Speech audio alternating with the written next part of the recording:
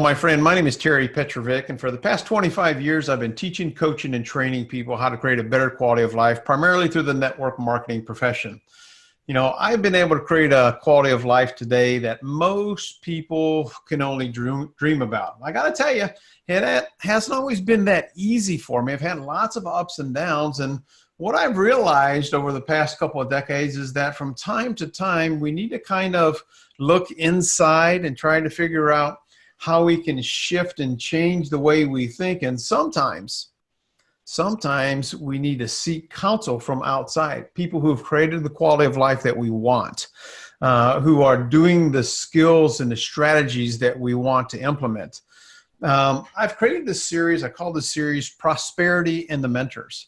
And what I've done is I've assembled some of the most amazing people on the planet who've created a massively abundant lifestyle.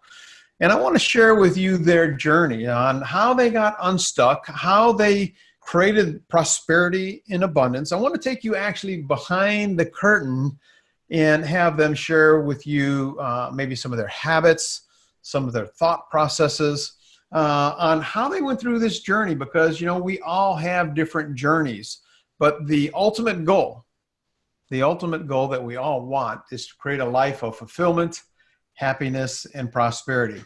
Now, I'm very excited about our guest today. She's a branding and online marketing expert. She specializes in teaching network marketers and entrepreneurs how to create an irresistible brand online that attracts customers, clients, and business partners while, and this is important, while creating the life that they love.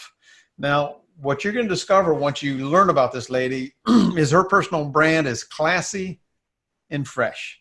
Simply put, she's got style. She's an influencer. She's a trainer. She's got a heart for helping people.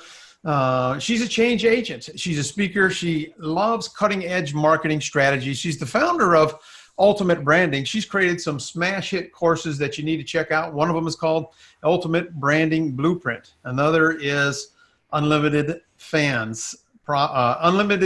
Page Profits. Another one is Business Blog Mastery. And the last one that I think is an amazing one is Beyond Objections, because we all kind of have issues there. The truth is, she's helped tens of thousands of people all over the world create, you know, successful businesses and the lifestyle that they want, which is, we all got into this profession because we wanted to create a better quality of life. But sometimes we get stuck. Well, she can be that guide, that light, if you will, to help you create the quality of life that you want. She's been featured in popular books like The Miracle Morning for Network Marketers by Hal Elrod and The Networking Revolution by Jessica Higdon and April O'Leary. She's created a couple of multiple seven-figure income businesses and is living her ideal lifestyle. Her passion is giving back. It's equipping people who want to create wildly successful businesses online while creating the lifestyle that they love. It's what we all dream about doing. My guest today is the talented and amazing Tanya Aliza. Tanya, thanks so much for being here. Thanks for having me, Terry. I appreciate it. I'm excited. Well, I am too. So take everybody kind of behind the curtain and talk about your story and where you came from and what you've created for yourself. Sure. Yeah. No, thank you for having me and what you guys are doing for the industry, putting this series together for everybody to learn from other people that have walked the path. And one of my favorite quotes is, success does leave clues. So if you, want the lifestyle that somebody else has, why carve your own path, right? Kind of go down and follow the leader, and then make it your own, put your own spin, put your own personality on it. So yeah, so let's go back. So 2009, I was first introduced to network marketing. That was the year 2009. I've just had my 9-year anniversary. It was November specifically. And I was working as a finance specialist for a very large automotive group in Vancouver, Canada. And I did really well. I made a lot of money, especially for the young age that I was at. I was mid-20s. I just had zero time to do anything. I couldn't go travel. I couldn't do anything. I was working 6 days a week, 12-hour days. And I kind of started thinking about like, what else, but how do I still make the kind of money that I was used to making, but actually have free time to spend it and actually have a life. And so, a lot of people in corporate America or, just nowadays to live, you need to have two incomes, two full-time incomes, especially if you want to go out there and live a life that you really love and enjoy, right?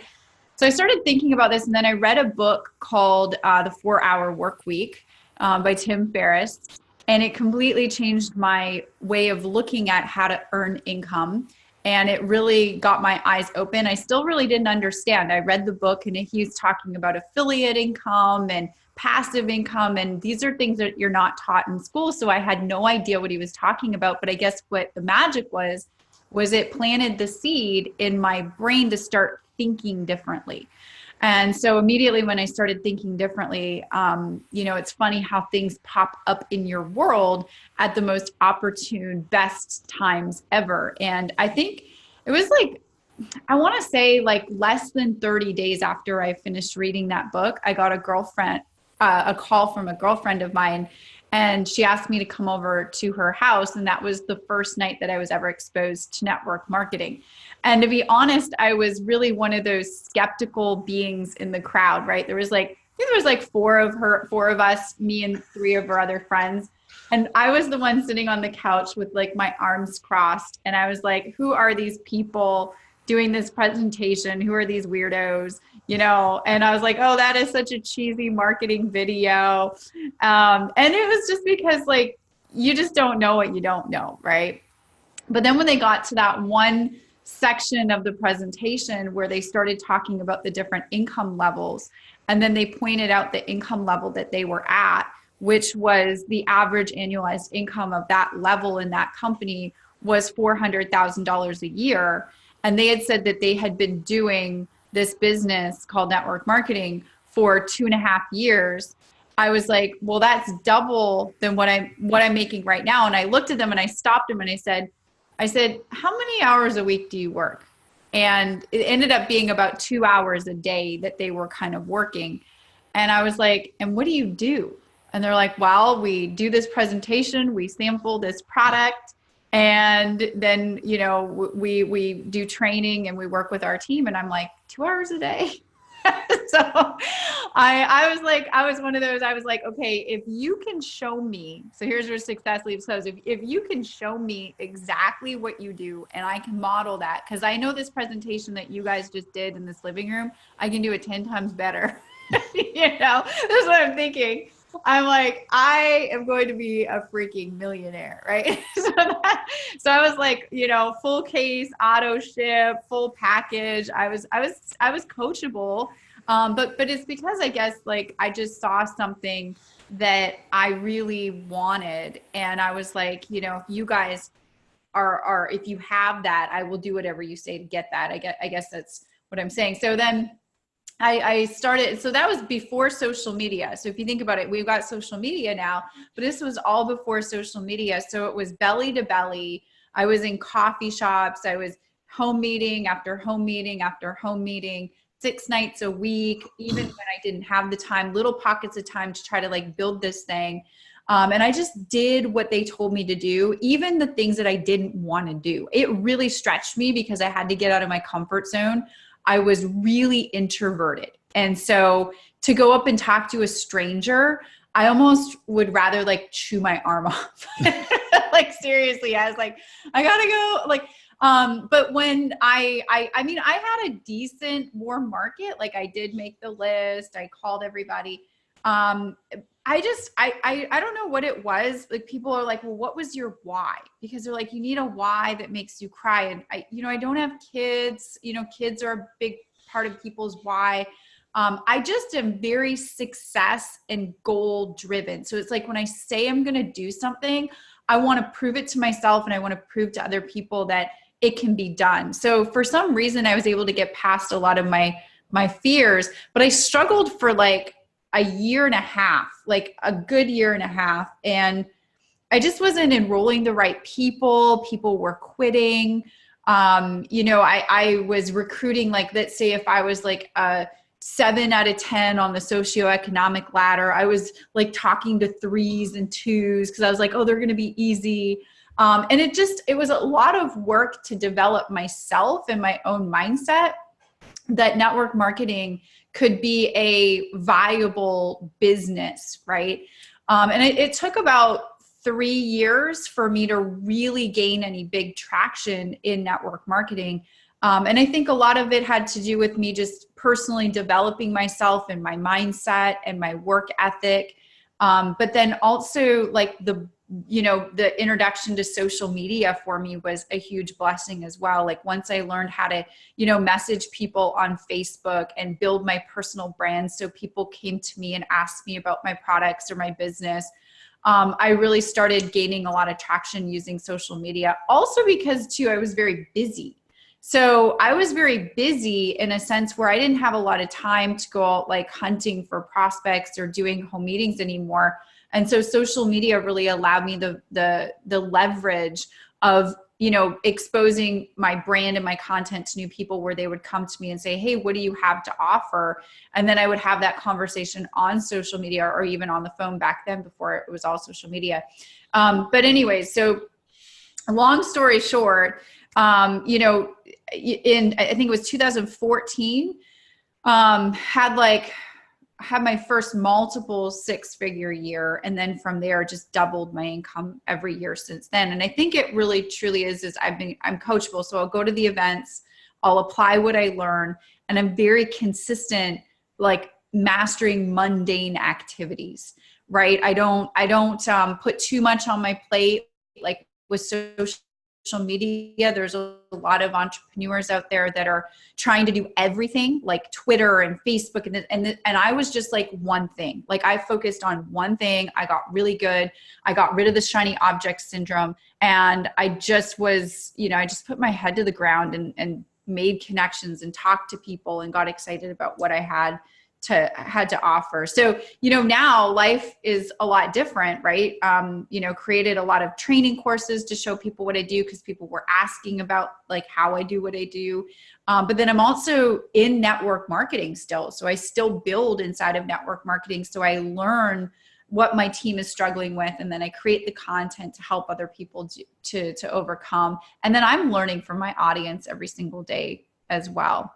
So yeah. And I live on the beach in Wilmington, North Carolina. I'm originally from Canada. But I travel like 2 times a month. I'm going to some crazy new place, and either for business or pleasure. And I truly just believe that if you want to be your own entrepreneur, you want to take network marketing by the reins, if you do it, and if you do it right, and if you just, have a no quit, no excuses attitude, and you have a really good work ethic in small pockets of time, and you're consistent doing those money-making activities, it's an incredible industry that I wouldn't do anything else. I wouldn't do anything else except for this. That's awesome. Well, you're definitely crushing it, and you are busy, but you have very strong boundaries with personal and business as well, because you manage your time so well. So I've observed that about you for a long time. I try. Maybe it looks better from the outside. I'm just kidding. Oh yeah. Well, if you could define prosperity, how would you define it? What would your definition be? Being able to do what you want, when you want, how you want. Yeah. I love it. I love it. I'm curious, do you have a morning or evening routine or rituals that you do to make sure that you are focused and effective? And if you do, could you share them? Yeah, for sure. So like you mentioned in the intro, I was featured in the Miracle Morning for Network Marketers. And there's many series of that book. So the original is just the Miracle Morning. And it was funny because when I was first doing online marketing, I wasn't at a point in my business where I was generating that many leads. So I was like, 5-10 leads a day. For me at that time, that was a lot. I was like, man, 5 new people a day coming to me, asking me about my business. That's awesome. But I would make a point to connect with every single one of those leads. If I had a phone number for them, I would call them, or an email address. I would try to find them on Facebook. I would try to connect personally with every single one of my leads back in the day. And so back in the day, when I was calling all my leads, I remember I called up a gentleman by the name of Hal Elrod, and he was a lead of mine. And I had no idea who Hal was. And we ended up having this awesome conversation over the phone. And he was telling me about his story, and he lived down in California. And he was a Cutco Hall of Famer. And so he was very familiar with network marketing. We had this fabulous conversation. And he asked me, he said, have you heard of the book, The Miracle Morning? And I said, no, I haven't. He's like, well, I'm the author of the book, and I'm going to send you a copy. And I said, okay, cool. So I get this copy in the mail, and I didn't read it. It it went on my shelf, and I was like, cool, I'll get to that. Right. And then it wasn't for many years later, a couple of years later, Pat Petrini, the co-author of The Miracle Morning for Network Marketers, they were thinking about putting this book together. And they called me up and they said, hey, Tanya, we love what you're doing with taking new age with network marketing and mushing it together. And you've had a lot of success using social media and stuff. We'd love to feature you in our book. Would you want to do a portion of the write-up of the book? And I said, absolutely, right? That would be awesome. So then I hung up the phone and I was like, okay, I better read the book, So I grabbed the book, and I was so busy with traveling at the time, and I was on the plane. And so I brought the book on the plane. I'm like, okay, I'm going to crush this book on the plane. So I'm reading this book on the plane, and the subtitle of it is how to get everything done before 8 a.m. or whatever. Right. And I'm like, at that time I was waking up at maybe 9, 10 a.m. Right. And I'm like, okay, get everything done by 8. That means that I have to get up at 6. I'm like, oh, I don't know if I can do it. So I said, screw it. I'm going to totally do this, and I'm going to make a commitment for 30 days. I'm going to follow the routine that's in this book. And you might want to, Terry, you might want to link to the book because it's really good. I share it with everybody, and everybody says that it's changed their life, and it has changed my life as well. And so and to give a little synopsis of it to show you my miracle morning routine, that has literally, it has transformed my life in a big, big way. But in 2014, I started doing this where every day I'd wake up at 6 o'clock and I'd have my little morning routine, and he calls them savers, SAVERS. And so S is for silence, which is kind of like meditation, right? A is for affirmations, V is for visualization, E is for exercise, R is for reading, and S is for scribing. And so Hal talks about his routine that kind of encumbers all of that within that time frame to get yourself set up for the day ahead of you. And so I'm a really busy person, so I kind of modified it a little bit. And so I don't do the recommended time. I think he says 20 minutes of, reading this, that. I do 2 minutes of each, except for exercise. I do a little bit longer, and I change it up a little bit. And when I do it, but I get it all done. So I'm really big on affirmations and visualization in the morning, and then sitting silent for at least 4 minutes to clear your mind. If I can do just that, I'm really, really, really good. And I've got a list of affirmations on my phone that are in a notepad, and I say them out loud. I put my timer on. I say them out loud for 2.5 minutes, as many times as I can get through that list. And then I have a little vision board.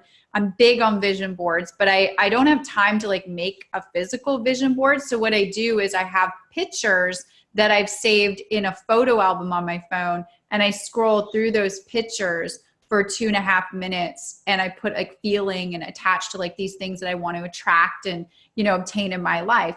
One of the best pictures that I ever did, and Terry, your people might really like this, is I took a screenshot 2 years ago of my bank account, and I had an affirmation that I wanted to be a cash millionaire by the end of 2017. So I was I'm cash millionaire by the end of 2017. And then I had this screenshot of my bank account, and then I photoshopped the $1 million and change or whatever. I needed to make it look realistic.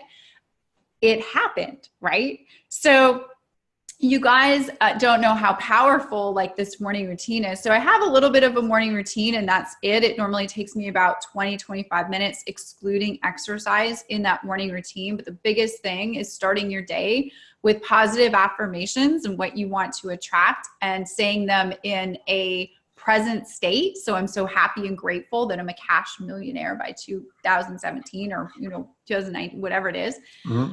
And then having that visualization attached, starting your day with some, I drink a lot of water because your brain needs to fire on all cylinders, and then doing some exercise, getting some blood flow in. Then typically what I do is I'll sit down and I'm creative mostly in the morning. I think most people are. So I'll create content in the morning. So I'll script out an episode of Tanya, Aliza TV, or, write a social media post or a Facebook ad. Typically that'll take me about 30 minutes. And then I have my to-do list from the night before that I kind of rip through and check off. But the nighttime, I don't do a whole lot at night. My brain is mush by 4:00. So I try to cap out at 4, and just be available for team calls and 3-way calls at that time of the day. But I always make sure that before I go to bed, I know exactly what I'm doing the next day. And it goes in list of order and exactly what time I'm going to be focusing on those tasks. And then I cross them off. I'm just very, very, very diligent and punctual with that. That's incredible. I appreciate you sharing that. Over the years, has there been a book or an item that you found yourself sharing or giving away to people that could impact them in some positive way? Yeah. So the 4-Hour Workweek, the Miracle Morning, and if they're in network marketing, if they're female, Get Over Your Damn Self by Romy Neustadt. And then it's a really good book, by the way. And GoPro if they're a guy by Eric Worre. Really like those. Influence and Influence. The Psychology of Influence is a really good book. It's kind of like secondary. It's like an intermediate graduate from How to Win Friends and Influence People, which is also a really good book that I share. But I really like Influence. I talk about it a lot all over the place. Cool. Has there been a purchase of $100 or less in the last 6 months that has had a positive impact on your life? Ooh, $100 or less. Besides the shoes I just bought on Amazon.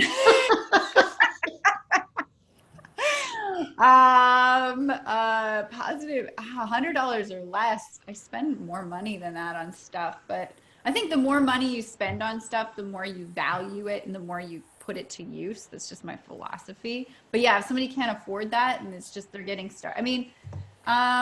Okay, we'll say $500 or less. Okay. Yeah, I would say, getting to your company event would be number one. Number two would be a good lighting kit and microphone for your phone to shoot videos, because you got to be shooting videos in this day and age for branding and social media. So, a ring light and a good microphone for your phone, you're good to go. Gotcha. Okay, let's shift the conversation a little bit more towards business success and the human side of life. Has there been a time recently, or maybe even in the past, where you struggled with your prosperity thinking? And if so, how did you move through that? What did you do? Yeah, I still struggle with it, by the way. I don't know if I'll ever get over it, because when I was a kid, my sister and I from my parents always heard, we can't afford it. We can't afford it. We can't afford it. So even today, when I'm, as much money as we make, I will walk down the aisle of a grocery store. And if I'm looking at a can of vegetables or something or whatever, can of beans, I'm looking at 97 cents or $1.27, and I'm literally putting a weighted decision on that. And then I have to catch myself and go, wait a minute, what the heck are you thinking? And I actually think, though, there's nothing wrong with that, because I think that shows a level of appreciation and how hard maybe, I've worked to get to where I am. So Ray Higdon has a really good book called, I think it's called Vibrational Money Immersion or something like that. And I did read that, and it did definitely help me a little bit, because I think I'll always struggle with that. I don't know, maybe from my childhood or whatnot. I do think that how I've been able to get over this is hanging out with people that believe that it takes money to make money, hanging out with more business-minded individuals. We're not taught to think that way in school. And in my household, we weren't taught to spend money. We were taught to save money, but you can't make money unless you spend money.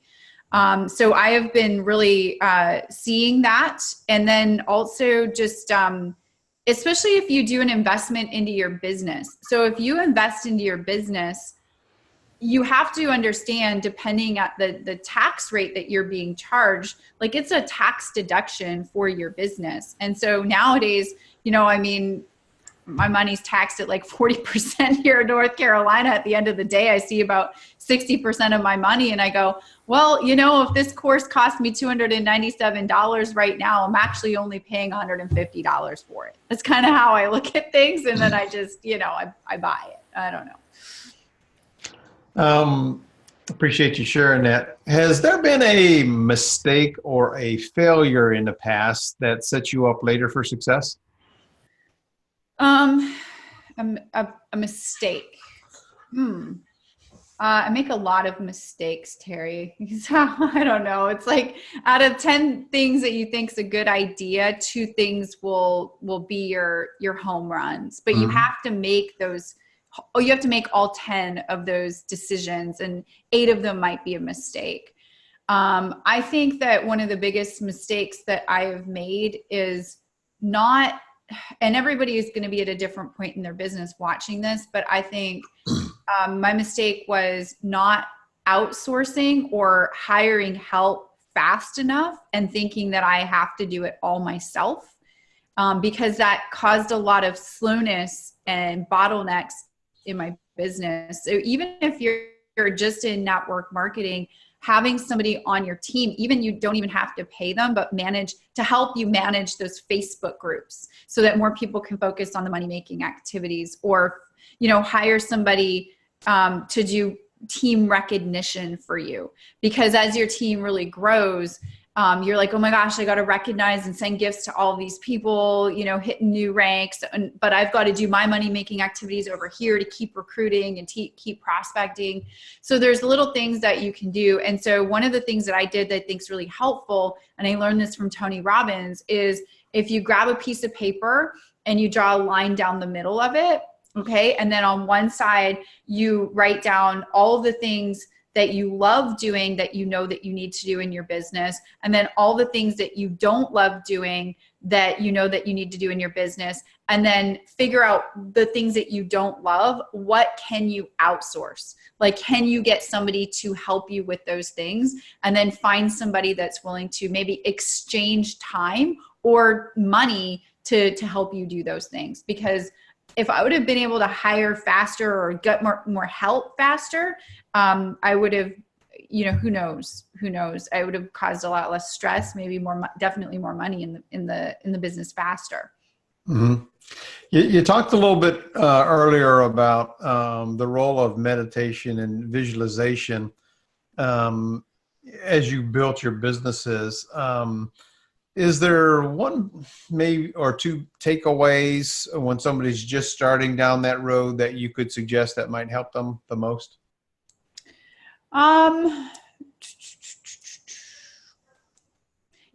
I was listening to, I listen to Mike Dillard's podcast, Self-Made Man, every week. It's a really great podcast, right?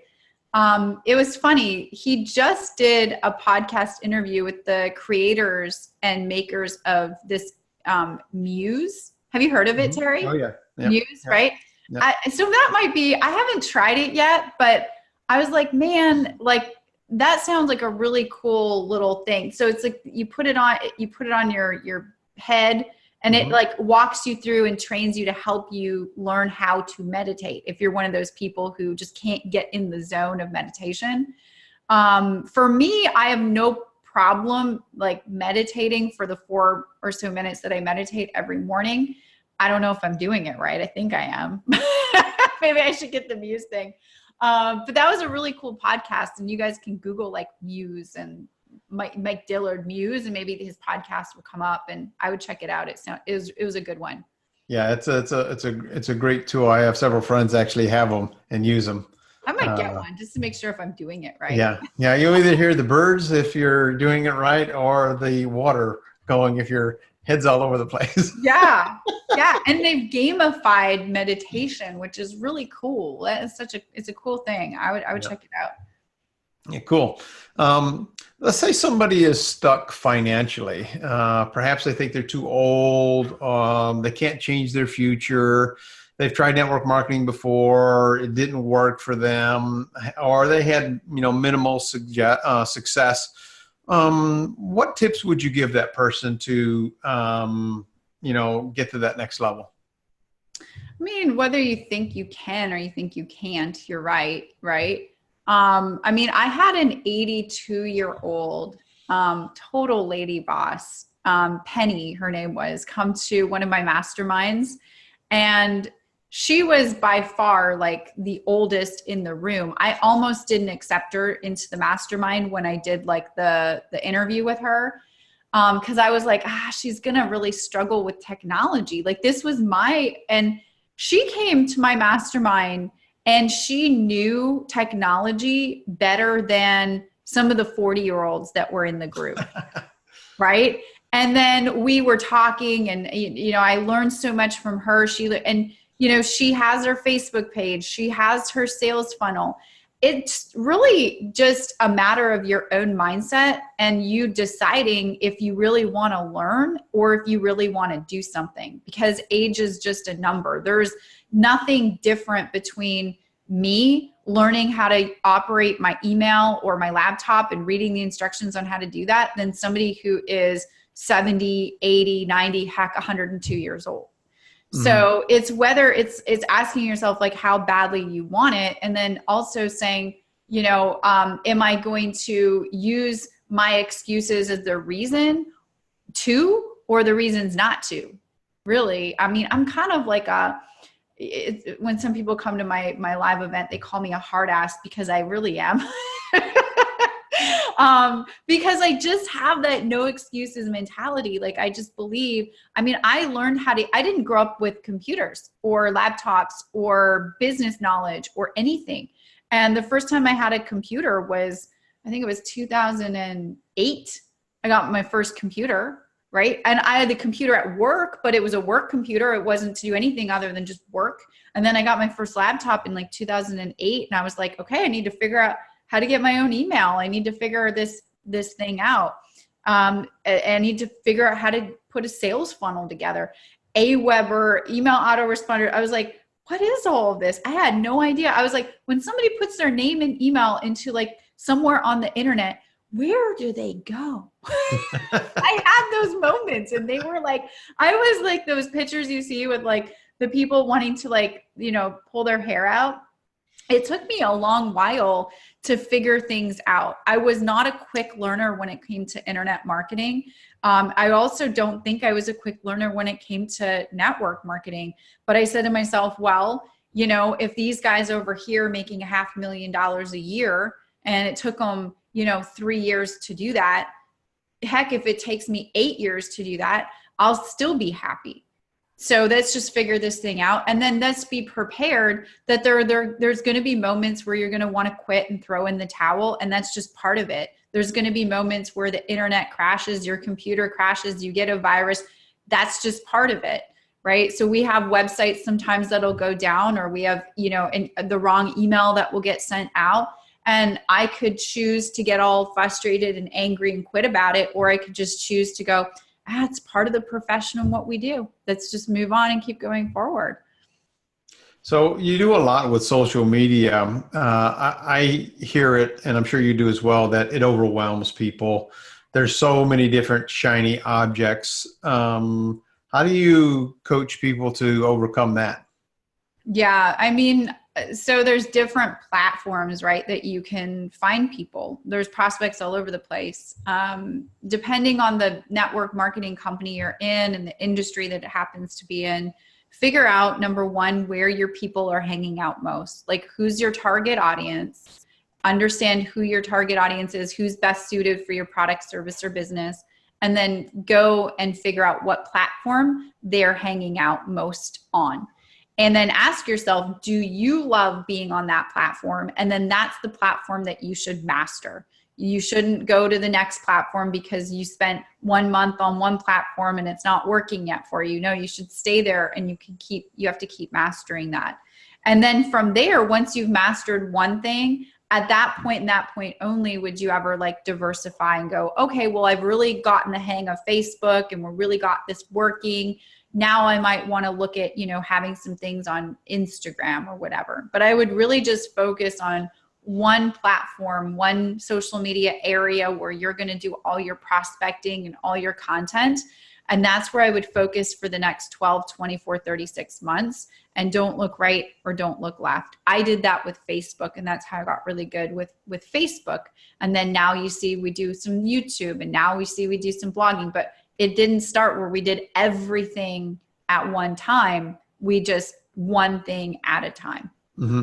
I know a lot of people do use Facebook. So let me just ask the question as it relates to Facebook. So you get a new friend request, you do the chit chat thing. I think a lot of people struggle with that transition from chit chat to bringing up the business or the products. Do you have any special tips or suggestions there? Yeah. So I don't do a lot of chit chat because I think if you spend too much chit chat time with a cold market prospect, so there's differences on if we're doing cold market or warm market. Are you referring to cold market? Cold market, yeah. Okay, you meet somebody in like a group and you start the conversation. Yeah, so I don't do a lot of chit chat. I will find a common interest to start the conversation. The common interest is just like, hey, listen, and do your homework on people before you message them. Like go to their profile, learn about them, be genuine and sincere with the connection, because that'll go a long way versus copy paste. People are doing that. It's just annoying, right? So, go to their profile. Maybe you see a post and they've got, 2 kids, or maybe you saw them comment on something where, you were like, ooh, that was a really good comment.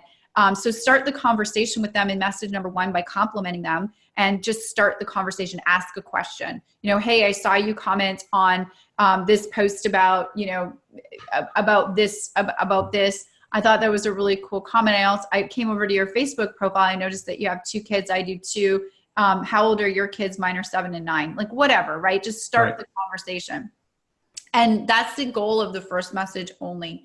And then if they engage back, they're like, oh yeah, that's cool, I was commenting or whatever. Then what you'd want to do is, sometimes I use like their location as the reason that I'm connecting. So if I notice that they live in Chicago and that's posted on their about page, what I'll do, and I'll be like, hey, I thought you were super cool because of this comment, or I thought you were super cool because of this. And the reason why I wanted to reach out and connect with you is I noticed you live in Chicago. I've got a business. I'm doing some expanding out in that area. Do you know a lot of people over in Chicago? I'm just curious, right? So I use a lot of the language like, I'm just curious. I'm expanding over in your area. Use their area sometimes as the reason if I don't know much about them.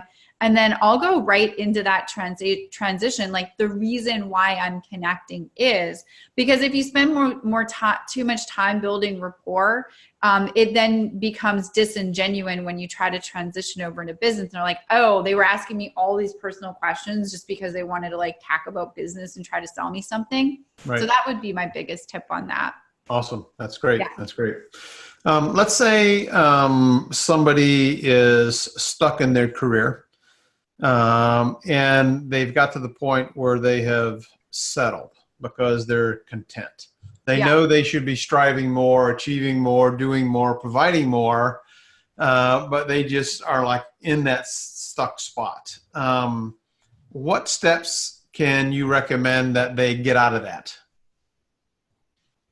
If somebody is content, I don't know if there's motivation for them to change. So are they motivated? They want to change? They want to do something? It's like they have an interest. They know they should. They feel guilty because they're not. And they're just like stuck. Yeah. I was there because that was me, right? That was corporate America for me. I was kind of just stuck. I was making good money. I had a good job. I liked my job. I liked my people I worked with. The steps that they should take is just find somebody that's living the lifestyle that they want to live, and go mentor, model, find out how to get into their world and learn from them. Yeah. Yeah. That's a great suggestion.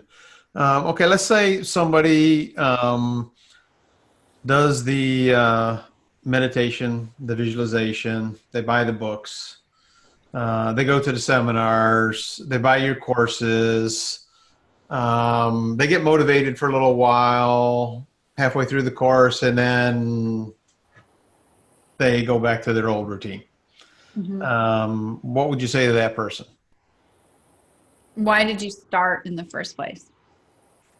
Right. I would bring them right back to, this might sound terrible. I'm going to make it not sound as terrible as I can. You can be blunt and direct. And this is my thing. So, at this point in my life, I'm 36, right? So I talk to a lot of people who have been even in the trenches longer. They're in their 40s, they're in their 50s, 60s, whatever, right? And they're just like, they've had it. They want more. They want to feel more secure. And, and they start something and they're like, yeah, we started. And then they disappear. They're gone. They quit, right? To me, I'm like, well, I'm 36 trying to motivate you. Come on, man. Like, you're an adult. Let's go, right? The most motivating that I will do is I will have one conversation with them and try to circle them back around to the reason why they started in the first place, and ask them how serious they are about really doing that. At the end of the day, people have got to motivate themselves, because you can only carry so many people on your back up that hill that you're climbing. And there are people out there that are like Terry, there are people out there that are like me. There are people out there that are like you that want to climb that mountain on their own, and they'll do it. You just need to go out and find those types of people. And then by you doing the activity and you putting in the work and you getting the result, the other people around you, they're watching you. So give them something good to watch. And that hopefully should motivate them at the end of the day too. And if it doesn't, there's nothing more that you can really do to motivate people. We're all adults. We should find ways to motivate our darn selves and figure out like your pain, not your pleasure. So if you're like, ooh, I want to buy that new house, or I want to buy that new car, and that's why I'm doing this, I don't think that that's going to motivate you enough, because you'll be able to easily quit on that. Find something that is so painful if you don't make it happen that it scares the living daylights out of you to motivate you into action, because people will move towards away from pain faster than they'll move towards pleasure. And for me, I quit my job and I left there and bought a new BMW, and I was like, yeah, I'm going to be a millionaire. And then if I didn't, so this is the pain story that I created with myself. If I didn't make my future happen that I thought that I was going to create when I left my job as a finance specialist, what would I have to do? I'd have to go crawling back into the office, tail between the legs, embarrassed that my thing didn't work, and have them go, we told you so. And that was so damn fearful to me that is what motivated me to make it happen. It wasn't anything that I was moving towards like pleasure. It was that pain that I moved faster away from than anything else. Right. That's great. I appreciate you sharing that. All right, let's move the conversation to a couple of lighter questions. Let's say you had the ability to send everybody around the world a text message tomorrow morning about how to create prosperity and abundance. What would that message say? So say that again. So let me understand this correctly. So you send a text message tomorrow morning. Yeah. Everybody who has a cell phone. Yeah. About how they can create more prosperity and abundance in their life. What would that message say? Oh, okay. So is this a big group message, or I can just do individual messages? It's a group message to the world. Everybody gets it. Oh, wow. Everybody would get it. I mean, I'm not big on like those mass messages, but we're pretending it's not real. How would I get a reaction back? So here's my marketing mind. I'm like, okay, if I send something, I obviously want to get a reaction back to turn that into a conversation for conversion, right? But literally I'd probably just share my story, like in some fashion. I would do a video, I would put it on YouTube. I'm sharing my story, and then I would link to that YouTube video in the message. Okay, 140 characters. What would your message say? Watch Text this message. video. It's amazing. Hey, that works. That works. It's about. I want to know what other people have said to that answer that question. Oh, I've got some great answers, but I'll have to share those with you later. Oh. In the last 5 years, has there been a new belief or a behavior that you've adopted that has improved your overall quality of life? Yes. My new belief is I don't think twice when it comes to investing in my business before I used to. For example, there was this conference that came up that I really wanted to go to. 2 days, $3,500, bam. Like I spend it now without even thinking about it. Before I would be so like, oh, 35, I don't know. It's because when I put the money out, I get it back 10 times. Same with like prospecting. So if we turn it back to like just network marketing, with prospecting, I really had to change that word to making new friends, because the prospecting to me, it tripped me up in my mind where I felt like I was going out with an ulterior motive. And I am very genuine when I talk to somebody. I don't want them to feel like I'm just talking to them about, because I want to sell them something. So I really had to go out there and change the language of, it's not prospecting. I'm just going out there and making new friends. Because if they say no to my business or my products, at least I've had an excuse to connect with them to possibly make a brand new friend, which I definitely have. And so those are two big things, I think, for me. Cool. That's good. Okay, here's one for you. Do you have an unusual habit or thing that you love? Unusual habit or thing that I love? I get made fun of a lot for being a big tea drinker, but that's not really a weird habit. Yeah, people make fun of me in the States. So like, you drink tea? And I've got a tea drawer that has like 100 teas in it. And I'm like, which tea would you guys like? And they're like, what's tea? When you iced tea? And I'm like, no, hot tea. Unusual habit. I mean, my whole entire day is oh, I know. I don't know if I can tell you guys though. Absolutely. Take us behind the curtain. Oh my goodness. So when I get ready in the morning, I dance like a complete idiot to like really good music in the morning, getting ready in my bathroom. It's hilarious. It will never be shown on Instagram ever in a million years. But just picture it. I dance like a complete fool. What's one of your favorite songs? Oh, I have so many of them. I have you know what I should do? I think I've had people ask me this. You can share your iTunes playlist with people. I just figured this out, and I've got probably one of the best iTunes playlists in the entire world. I don't know. I have so many. So right now, I think I really like the script. I really like the script. There's a song called Mad Love.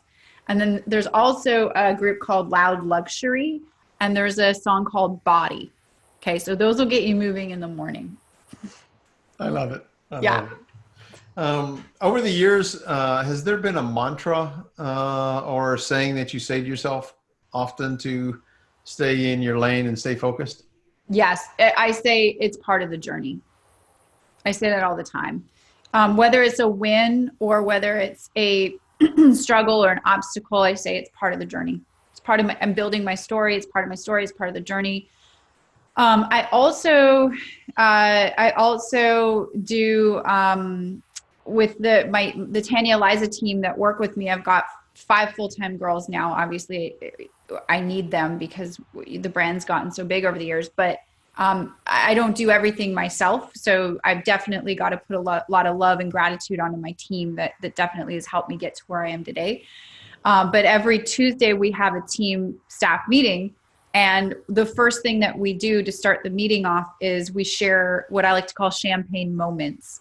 So all week they have to record all of the wins that we're having, like whether it's a customer that's had a positive experience or whatever. So we're thinking about champagne moments all week. So what are we doing? We're attracting more champagne moments, and then we're affirming the champagne moments and celebrating them on every Tuesday morning when we have our staff meeting. I love that. That's very cool. Very cool. Yeah. Well, I just want to say thank you so much for your time and your wisdom and sharing everything you've shared. You've shared some great information. I know our viewers, listeners, and readers will get some amazing takeaways from that. But if somebody wants to connect with you, Tanya, what's the best way for them to do that? Sure. So we do brand new training episodes and free resources every week over on my blog at TanyaAliza.com. We literally, I'm all, like, just Google Tanya Aliza. There, you'll find the YouTube channel. You'll find the Instagram. I'm very active on Instagram stories as well. But if you go to my blog, there's a bunch of amazing free resources there that you can download, scripts and processes that I use in my business with my team that you guys can model. And all I ask is if you go through them, they're all free. Just leave a really nice comment or review on my Facebook page if you found value and it did help you. And if it did specifically help you, let us know how it specifically helped you. Awesome. Awesome. Yeah. Well, thanks so much again for your time. You're amazing. You're definitely a classy brand. I love what you've done on your blog. It's one of the best I've ever seen. So thank you very much for having me. Terry, what's one of your quirky things that you do every day? I want to know. Oh, one of my quirky things. Well, I'll tell you, every Saturday night, pretty much, my wife and I have our date. We've been together 36 years, and it's popcorn and a movie at home. I make a garlic popcorn with Parmesan cheese and a whole stick of butter, which is not very good nutritionally, but it's amazing taste-wise. Ooh, you're going to have to share your recipe. Yeah, absolutely. With this episode. Yeah, absolutely. Well, my friend watching, thank you so much for spending your time with us today. If you want to learn more about this interview and other interviews, just go to terrypetrovick.com/mentors. Remember this, my friend, you have a choice. Make it a better than terrific day and a prosperous one, because you absolutely deserve it. Until next time, bye-bye for now.